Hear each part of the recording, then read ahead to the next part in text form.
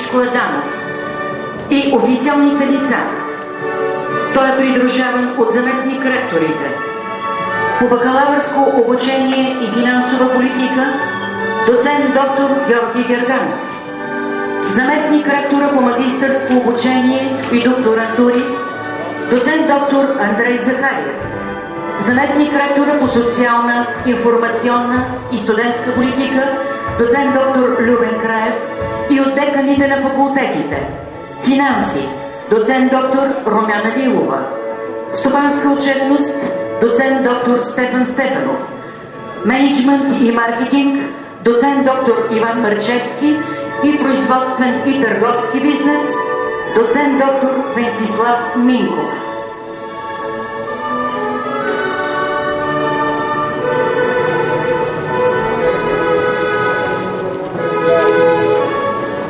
Моля за вашите аплодисменти.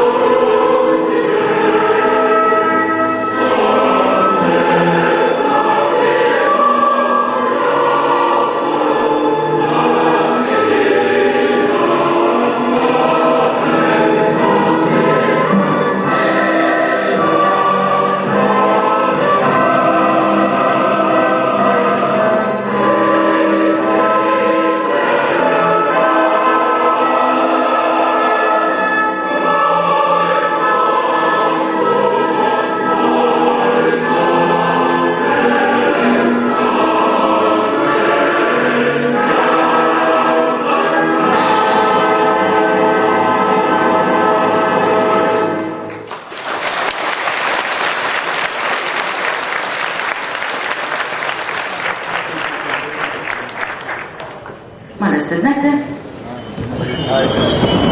Уважаема академична общност, скъпи гости на нашето тържество са господин Лютви Местан, председател на Комисията по образованието и науката към 40-то Народно събрание, доцент Марияна Георгиева, директор на дирекция студенти, докторанти и специализанти в Министерство на образованието и науката, Великотърновският митрополит Негово Високо Преосвещенство Григорий,